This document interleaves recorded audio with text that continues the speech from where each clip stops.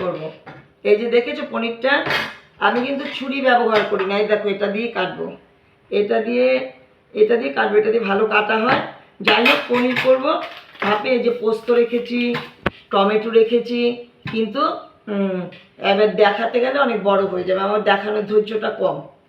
তো একটা কথা বলছি, দেখো বিদেশে স্বামী স্ত্রী হাজব্যান্ড ওয়াইফ যখন ঘুমাতে যায় তখন ওরা একজন আরেকজনকে বলে good night, hello baby, sweet baby, এইসব কথা অনেক কিছু বলে। আর আমাদের দেশে ছিটকিনিটা লাগানো হয়েছে, কলটা বন্ধ হয়েছে, ছাদের সিঁড়ি বন্ধ হয়েছে, আমাদের হলো ঘুমানোর আগে এইসব কথা, আমাদের দেশে এই কথাগুলো বলবে।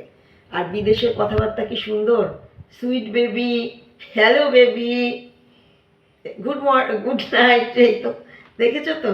আর আমাদের যাই হোক, আমি পনিরটা করব, এই দেখানোর ধৈর্যটা আমার কম, ওই যে রান্না করে করে। কিন্তু জিনিসগুলো দেখো, ওই যে পোস্ত রয়েছে, টমেটো রয়েছে, আরও যা যা লাগে করব।